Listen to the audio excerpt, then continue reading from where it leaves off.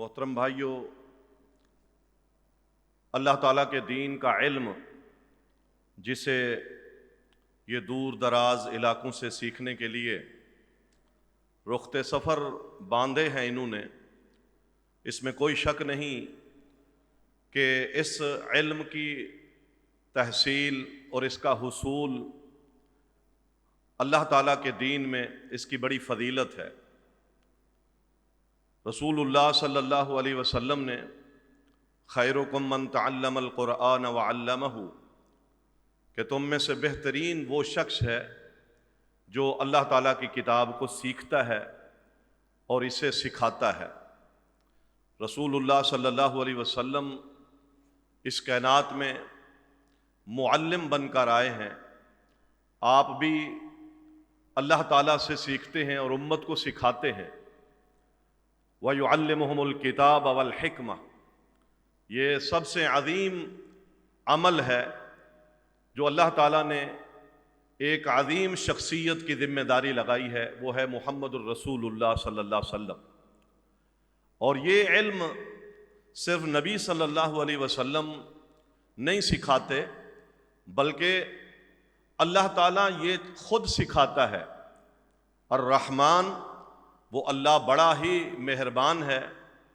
علم القرآن، جس نے قرآن کو سکھایا، یہ سکھانے والا خود اللہ تعالیٰ ہے۔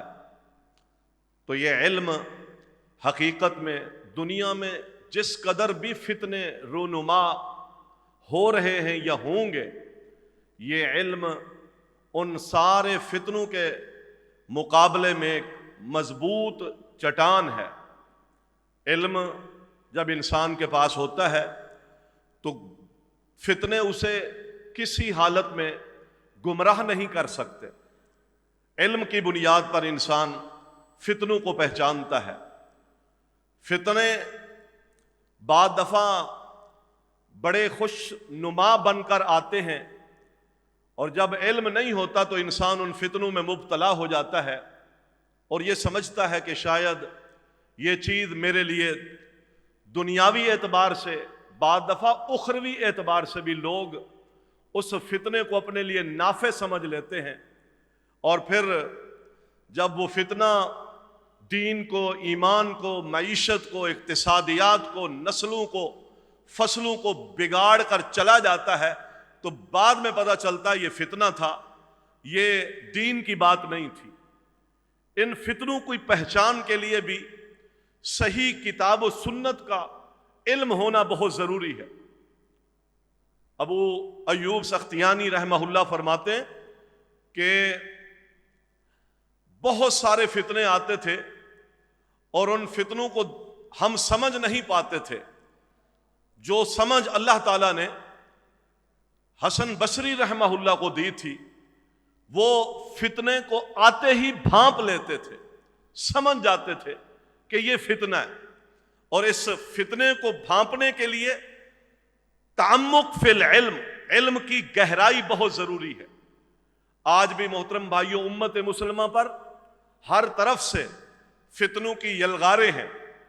ان فتنوں کو سمجھنے کے لیے کتاب و سنت کا علم، نبی علیہ الصلوۃ والسلام کی سیرت مطہرہ کا مطالعہ، نبی علیہ الصلوۃ والسلام کی سیاست، نبی علیہ الصلوۃ والسلام کے انتظام و انصرام میں آپ کے جو قوانین ہیں، جو ہدایات ہیں، جب تک ہم اس کی روشنی میں اپنی مملکت، اپنی ریاست، اپنے اجتماعی امور، ان کو جب تک نہیں چلائیں گے، اس وقت تک ہمیں وہ ثمرات نصیب نہیں ہوں گے جن کے ذریعے سے ہم امت مسلمہ کی رہنمائی کر سکیں۔ لہذا علم سیکھنا، سکھانا یہ ہمارے اوپر فرض ہے۔ اسی بنیاد پر علم ایک پیمانہ بھی ہے۔ اگر آپ کے پاس پیمانہ ہو تو آپ چیزوں کو ناپ لیتے ہیں، اس چیز کی حقیقت کو سمجھ لیتے ہیں۔ علم ایک ترازو ہے، آپ حق و باطل کو کیسے پہچانیں گے؟ علم کے ساتھ پہچانیں گے۔ آپ کو کسی چیز کی حقیقت کا پتہ علم سے لگے گا۔ صحیح علم، صحیح علماء، کتاب و سنت کی صحیح شناس رکھنے والے علماء ہی قوم و ملت کی رہنمائی کر سکتے ہیں۔ اس لیے ابن قیم رحمہ اللہ فرماتے ہیں کہ یہ بھی امت کے لیے ایک بہت بڑا فتنہ ہے کہ ایک شخص عالم ہے لیکن اپنے علم کے مطابق عمل نہیں کرتا۔ اس پھسلے ہوئے عالم کے معاملات سے بھی امت کو بچنا چاہیے، اور ایک جاہل شخص کی عبادت کے فتنے سے بھی بچو۔ ایک شخص عبادت بہت کرتا ہے لیکن عبادت کے لیے اس کے پاس علم نہیں ہے۔ علم نہ ہونے کی وجہ سے بعض دفعہ وہ اپنی عبادت میں ایسا پھسل جاتا ہے کہ وہ عجیب و غریب دعوے کر کے بیٹھ جاتا ہے۔ تو کہنے کا مقصد یہ ہے، اللہ تعالیٰ نے اپنی توحید کی شہادت میں جہاں اپنا نام لیا، شہد اللہ انہ لا الہ الا اللہ، اللہ تعالیٰ گواہی دیتا ہے کہ اللہ تعالیٰ کے علاوہ کوئی معبود برحق نہیں ہے۔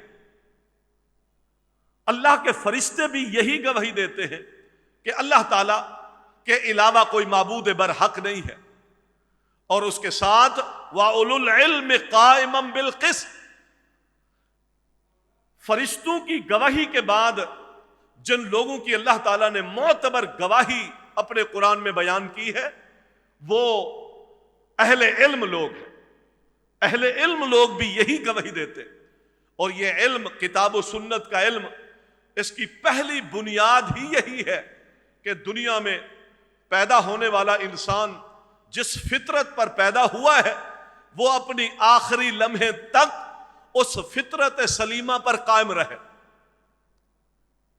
وہ فطرت اسلام ہے، کل مولود یولد علی الفطرہ۔ اس علم کو حاصل نہ کرنے کی وجہ سے فرقہ واریت کا فتنہ، مسلمانوں کا آپس میں دست و گریباں ہونے کا فتنہ، ایک دوسرے کو کافر بنانے کا فتنہ، دوریاں، عقائد میں خرابیاں، حتیٰ کہ نبی علیہ الصلوۃ والسلام کی اس حدیث کا مصداق یہ امت اسی بنیاد پر بنی ہوئی ہے کہ میری امت 73 فرقوں میں بٹ جائے گی۔ 73 فرقوں، یہود و نصارہ جو 71-72 فرقوں میں بٹ گئے، میری امت 73 فرقوں میں بٹ جائے۔ ہمیں دن میں 5 دفعہ نماز اللہ تعالیٰ نے فرض کر کے ہر رکعت میں اللہ تعالیٰ سے یہ دعا کرنے کی جو تلقین کی ہے، کیا اہدنا الصراط المستقیم صراط الذین انعمت علیہم غیر المغضوب علیہم ولا الضالین، یہ دعائیہ کلمات ہیں۔ یا اللہ صراط مستقیم پر ہمیں گامزن فرما دے، جن پر تو نے انعام کیا ان کا رستہ دے دے، اور جن پر تیرا غضب ہوا ان کے رستے سے بچا لے، اور جو لوگ گمراہ ٹھہرے ہیں ان کے رستے سے بھی بچا لے۔ جن پر اللہ کا غضب ہوا وہ یہود ہیں، اور جو لوگ گمراہ ٹھہرے ہیں مفسرین کہتے ہیں یہ نصارہ ہیں۔ ان دونوں کے پاس،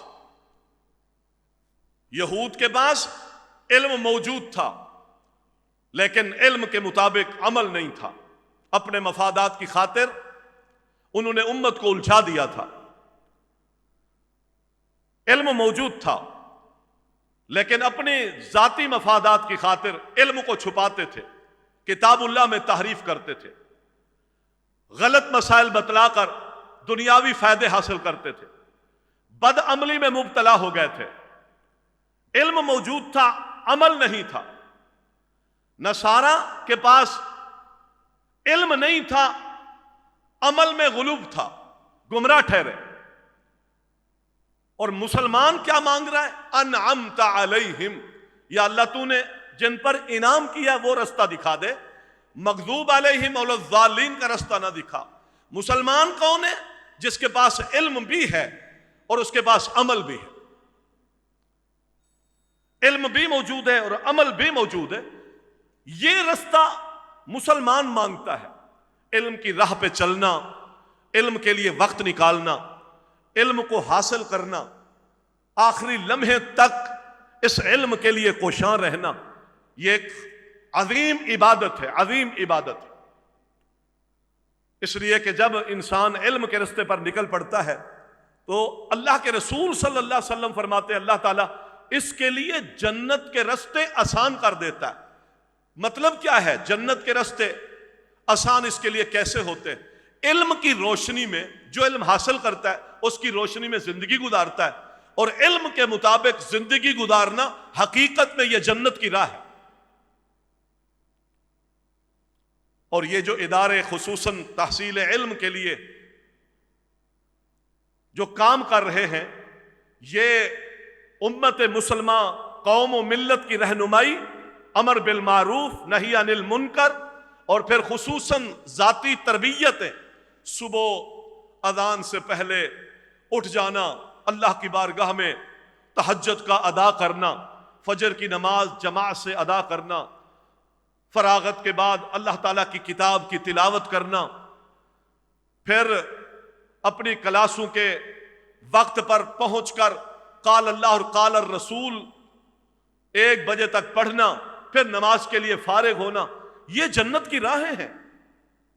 خوش نصیب ہیں وہ والدین جن کی اولاد آنکھ کھولتے ہی اللہ کے نام پر اپنے دن کو شروع کرتے ہیں اور آخری لمحے تک، سوتے وقت تک وہ اللہ تعالیٰ کے رستے میں ہوتے ہیں، اس کی معرفت کو حاصل کرنے کے لیے اور اس کے نبی محمد علیہ الصلوۃ والسلام کے فرامودات کو سیکھنے کے لیے اس جذبے کے ساتھ آگے بڑھتے ہیں کہ ہم پھر ایک وقت آئے گا یہاں سے سند فراغت حاصل کر کے میدان میں اتر کر ہم امر بالمعروف اور نہی عن المنکر کا ایک سلسلہ دنیا میں جاری کریں گے، اور امت مسلمہ کو جو اندھیروں میں ہے، جو بدعقیدگیوں میں پڑی ہے، جو بدعات اور خرافات میں پڑی ہے، ان ساری چیزوں سے نکال کر انہیں اللہ اور اس کے رسول کا رستہ بتلائیں گے.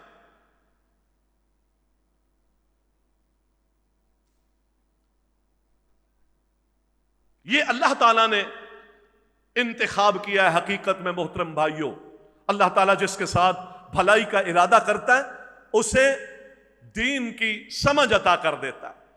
اللہ تعالیٰ جس کے ساتھ بھلائی کا ارادہ کرتا ہے اپنے دین کے لیے اس کے سینے کو کھول دیتا ہے. انشراح صدر اللہ تعالیٰ جس کو عطا کر دے، یہ حقیقت میں اللہ تعالیٰ کی بہت بڑی بھلائی ہے.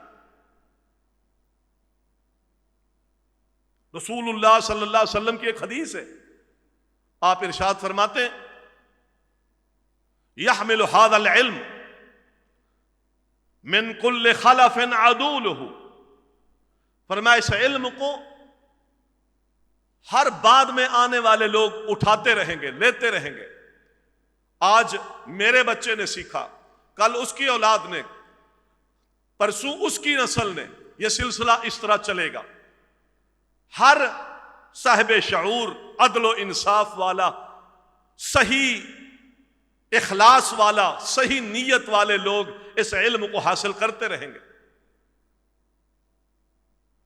اور پھر صرف علم حاصل نہیں کریں گے، ینفعون عنہ تحریف المبتلین، جو لوگ باطل طریقے سے دین حق میں، دین اسلام میں گھس آتے ہیں اور اس میں بہت ساری کجیاں شبہات پیدا کر دیتے ہیں، یہ دین کا علم حاصل کرنے والے ان مبتلین کی تحریفات کو وہ ختم کرتے رہیں گے. خالص دین کی حفاظت کریں گے، خالص دین سیکھیں گے اور خالص دین امت کو پہنچائیں گے.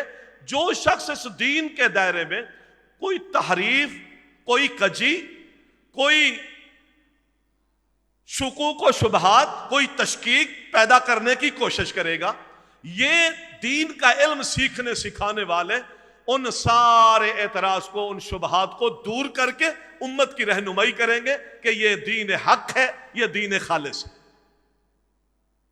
یہ بشارت کس نے دی؟ محمد الرسول اللہ صلی اللہ علیہ وسلم نے. اور ایسا ہوا، ہماری تاریخ کا یہ حصہ ہے کہ جب بعض حدیثیں گھڑنے والے وضاعین حدیث کو بعض حکمرانوں نے پکڑ کر قتل کرنے کی کوشش کی تو انہوں نے کہا کہ ہم نے اتنی حدیثیں گھڑ لی ہیں، اب ہمیں اگر قتل بھی کر دیا جائے تو ہم نے تمہارے دین میں بہت ساری من گھڑت باتیں ڈال دی ہیں، اب ہمیں قتل بھی کر دیا جائے تو اپنے دین کو کیسے بچاؤ گے؟ تو انہوں نے یہ جواب دیا کہ تمہیں کیا معلوم، ہمارے پاس عبداللہ بن مبارک جیسے شخص بھی موجود ہیں جو حق کو باطل سے چھانٹ کے رکھ دیتے ہیں، اللہ تعالیٰ نے انہیں وہ صلاحیتیں عطا کی۔ یہ مقدس ہستیاں جو اللہ تعالیٰ جن کو زمانے میں پیدا فرماتے رہے اور انہوں نے دین اسلام کی اس اعتبار سے حفاظت کی، حق کو دنیا میں قائم کیا، حق کو دنیا کے سامنے عیاں کیا، باطل کو رد کیا، انہوں نے اصل کو کچرے سے دور کر کے اس دین کی حفاظت کے لیے بڑی ذمہ داریاں ادا کی۔ یہ سلسلہ انہی مدارس کے ذریعے سے آگے چلا ہے۔ میں مبارکباد دیتا ہوں ان طلباء کے والدین کو اور ان کے ساتھ معاونین جو ہر اعتبار سے ان کی تعلیم میں جو وہ کوشاں ہیں، ان کے سارے مسائل پر مکمل وہ اپنی سرپرستی، اپنی نگرانی رکھتے ہیں تاکہ یہ اللہ کے بندے اللہ کا دین سیکھ کر معاشرے میں اتر کر دائی اور مربی بن کے امت کو صراط مستقیم کی دعوت دیتے رہیں۔ میں ان کے لیے دعا گو بھی ہوں اور میں ان کے لیے اللہ تعالیٰ سے دعا بھی کرتا ہوں کہ اللہ تعالیٰ ان کے دین میں، ایمان میں برکتیں عطا فرمائے، اللہ تعالیٰ ان کے لیے اس عمل کو، اس کار خیر کو ان کے لیے صدقہ جاریہ بنائے، اور اللہ تعالیٰ ہمیں توفیق دے کہ ہم اس دینی، تعلیمی، تدریسی ماحول میں جو کوشش، محنت جس اعتبار سے جو بھائی کر رہے ہیں، اللہ تعالیٰ ان کی ان کاوشوں کو قبول فرمائے۔ ہمارے اس سال جامعہ سے جو بچے سند فراغت حاصل کر رہے ہیں، انشاءاللہ ان کو باقاعدہ طور پر ہم اپنے معزز مہمانان گرامیوں سے انعامات بھی دیں گے، اور اسی طرح ان کی تعداد بھی آپ کو بتانا چاہتے ہیں کہ ماشاءاللہ اس سال 60 ایسے فاضلین ہیں جو سند فراغت حاصل کر کے اہل علم علماء کی صفوں میں شامل ہو کر انشاءاللہ وہ میدانوں میں اتر رہے ہیں۔ کتاب و سنت کی خالص تعلیم، امر بالمعروف اور نہی عن المنکر کے فریضے، جو ذمہ داریاں اللہ تعالیٰ نے انبیاء کی لگائیں، اسی فریضے کے ساتھ آج مزین ہو کر انشاءاللہ یہ میدان میں اتر رہے۔ اسی طرح ہمارے پاس جو شعبہ حفظ ہے، اس میں بھی ماشاءاللہ تقریباً 20 طالب علم ایسے ہیں جنہوں نے اس سال اللہ تعالیٰ کی کتاب کو مکمل حفظ کیا ہے، اس کو پڑھا ہے، اس کو یاد کیا ہے، اور وہ انشاءاللہ اس حفظ قرآن کے تقریب کے موقع پر وہ جامعہ سے سند فراغت بھی حاصل کریں گے۔ میں آنے والے تمام معزز مہمانوں کو ایک بار پھر دل کی گہرائیوں سے اپنے اس درس گاہ میں، اپنے اس ادارے میں آنے پر اہلا و سہلا و مرحبا کہتا ہوں، خوش آمدید کہتا ہوں۔ اللہ تعالیٰ آپ بھائیوں کو جزائے خیر دے، آپ تشریف لائے اور ہمارے طلباء کی، ہمارے منتظمین کی حوصلہ افزائی ہوئی۔ جزاکم اللہ خیرہ۔